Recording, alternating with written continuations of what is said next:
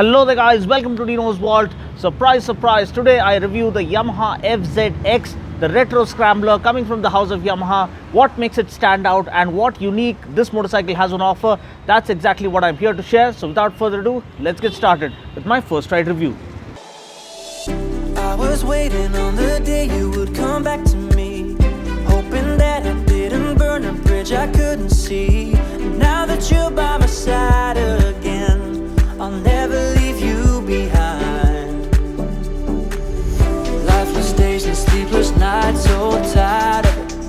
I can't get you off my mind, can't forget it. Now I know what I've got to do is find my way back to you. Hey, why did it take us so long? Hey, while I was dancing on my own. Hey, and now the prayer's been answered in my darkest time, 'cause now I found you.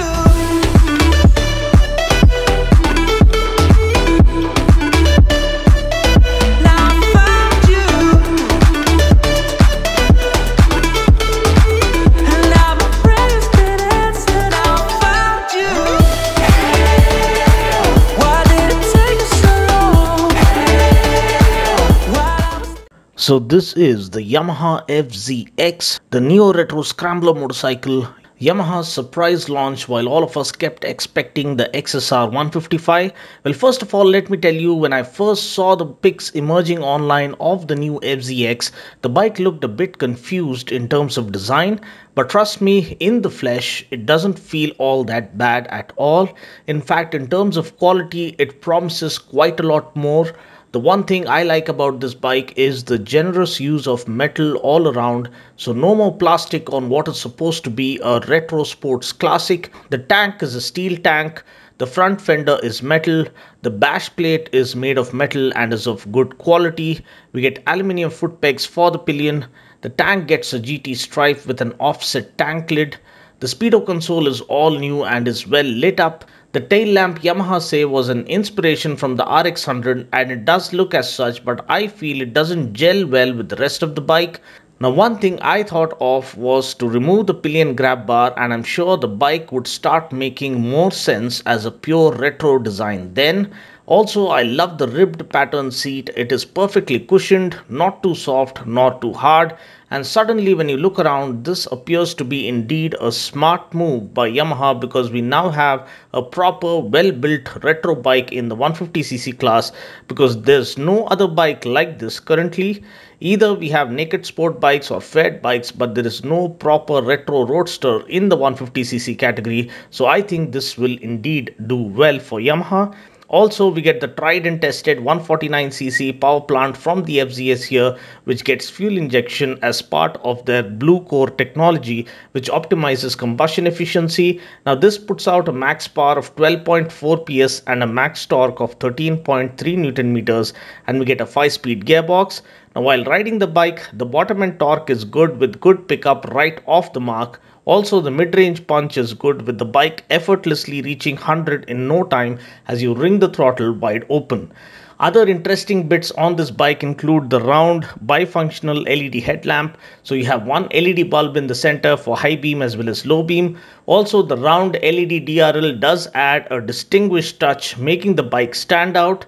And stand out it definitely does in this blue paint scheme. The tail lamp is LED as well and looks neat except for the ugly pillion grab handle. Also, the speedo console now gets Bluetooth connectivity that displays call, SMS and email alerts along with other bike statistics. I have made a separate video about the Bluetooth features that Yamaha bikes have on offer, so please do watch that video by following the link mentioned in the description portion below. Now, talking about the brakes, we get a 282mm front disc and a 220mm rear disc, and we get single channel ABS as standard, which means ABS is operational only on the front wheel. In terms of suspension, we get 41mm telescopic forks up front and a 7-step adjustable rear monoshock.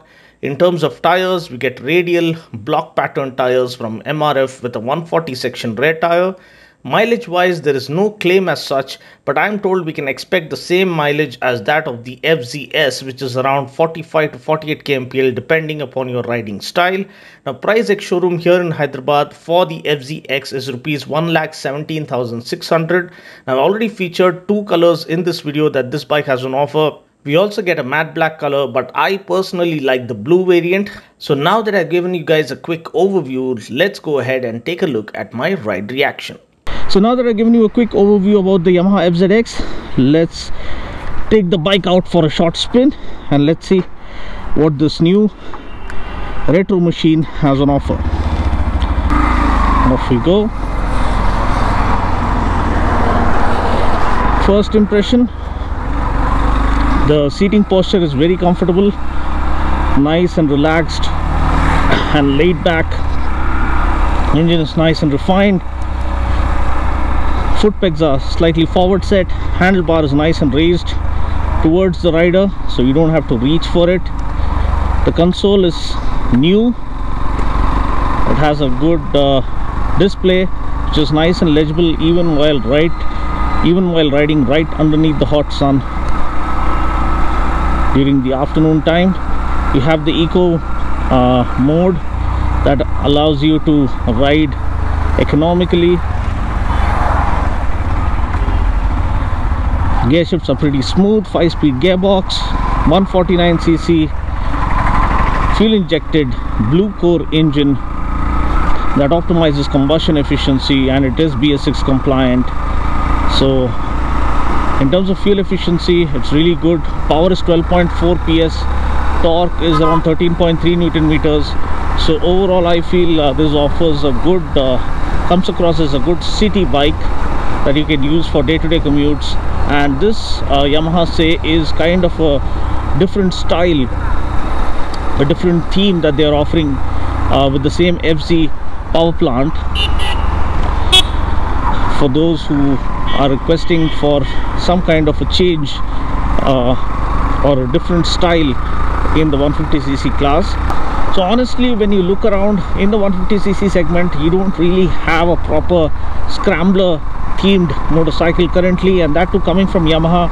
I think this is going to be received really well. Especially this blue color looks absolutely stunning in person. I was not at all impressed when I saw the pics. I thought it looked a little disproportionate and disjointed, but when you look at it in flesh, it surely does look more convincing and more visually appealing with the brown contrast seat. Now, one thing that's a little noticeable is the gear lever. You don't get a heel shifter, you just get a toe shifter. So the toe shifter is angled a little downwards, so I'm told that you can set that right. So maybe it's a problem with this particular bike, but that makes gear changes a little too harder. But the gear shifts are smooth. It's only that you have to reach for the lever a little bit. But talking about the ergonomics, this is absolutely divine, you can say. It's so comfortable, especially the ribbed pattern seat offers just the right kind of comfort. It's not too soft, not too hard, and it is absolutely super comfy with the raised handlebar and the forward set foot pegs, and the refined engine makes it even more desirable. So overall, if this is a bike that you'd like to cruise all day long, and you can see the bike, the motor comes alive when you rev it, even at speeds of around 100 kilometers per hour. It feels rock solid. So that talks about the engineering brilliance of Yamaha. So the beast suddenly comes alive, and you can cruise at 90 plus on this motorcycle, which makes it a good highway rider as well. And I love the rev counter, that's all animated here. The gear shifts happen flawlessly and easily, and of course we have a nice light clutch pull. This is not a slipper clutch, but still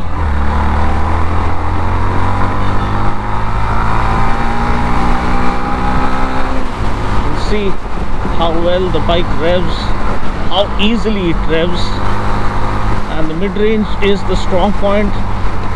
The low bottom end torque as well as the mid-range stability and the mid-range surge has always been the strong point for the FZ.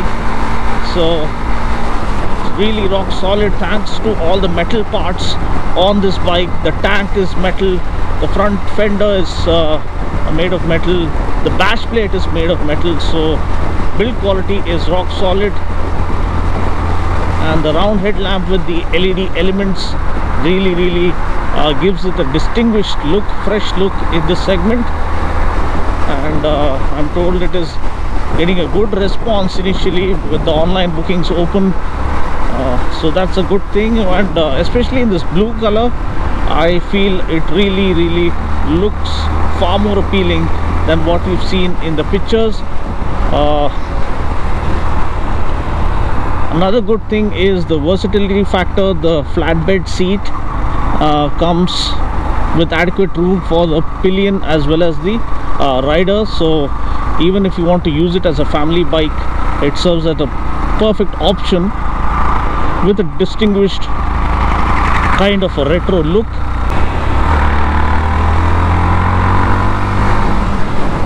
So riding it through this IT park kind of gives us a clear indication as to the theme of this motorcycle: an urban retro 150cc commuter, which can end up becoming a style icon if you customize it the right way. And it is a nice bass heavy exhaust note, nice little rumble to it. So overall I feel suspension is well sorted out. I think you get 41mm front forks, you also get 282mm front disc with a single channel ABS, which means ABS is operational on the front wheel.